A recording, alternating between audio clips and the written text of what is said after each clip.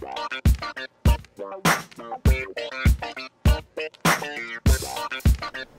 welcome to Pub It Up, views from a sports fan's perspective. I will be taking you through some of the ideals and thoughts that I have, starting today with the Andre Johnson Cortland Finnegan fight on Sunday.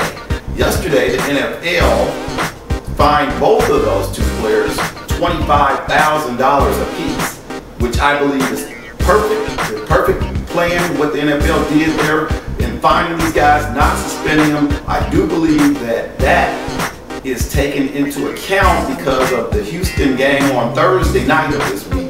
Therefore, not suspending Andre Johnson. Of course, you could have suspended Cortland Finnegan because he's actually been doing this even to his own teammate Vince Young in a practice a couple of years ago. So it's not anything new for Cortland Finnegan to get into these type of things, as I said, even with his teammates. Although Andre Johnson and him also have a history and they have been into it before, this is a typical wide receiver cornerback deal. This goes back to Deion Sanders and Andre Rison fighting back in the day with San Francisco and Atlanta.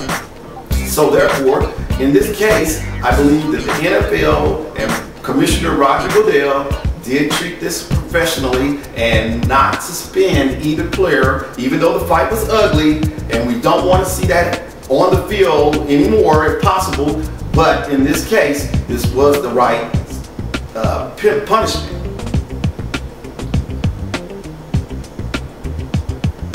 Anderson of the Arizona Cardinals last night.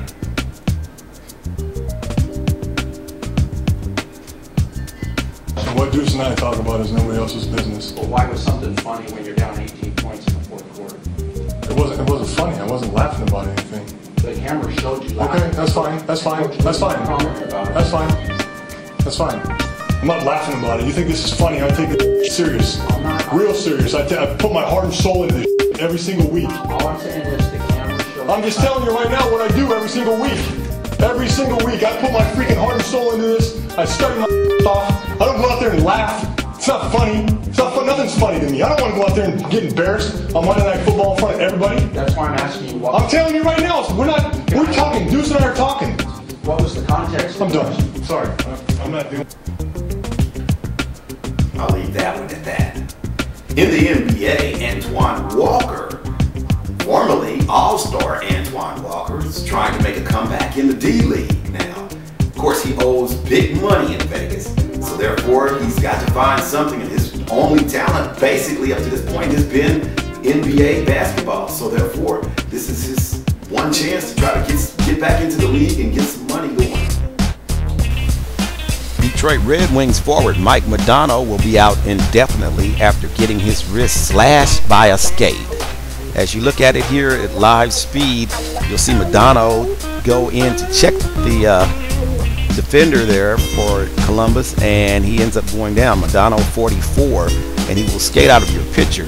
Now, this was a very serious and potentially a deadly situation that could have happened. I want to see if the NHL will take some kind of safety precautions here concerning this, as you see Modano skating off, laboring there.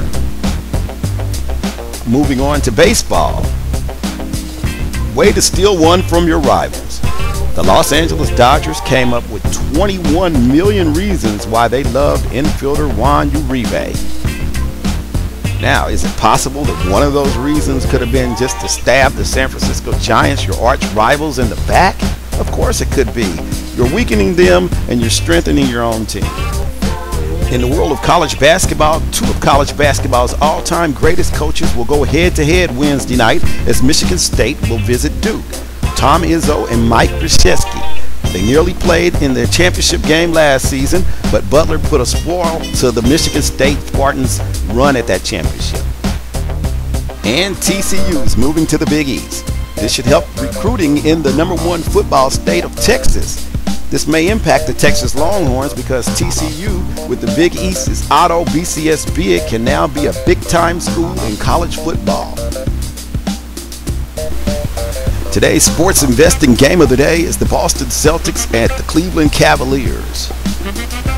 Today's pick is the Cleveland Cavaliers plus 250 on the money line. what we're showing here today is that Las Vegas has the money line set at 250. Our stats-based money line shows it should be at really about a 124. They have Boston heavily favored over Cleveland at a point that there's an 101% markup.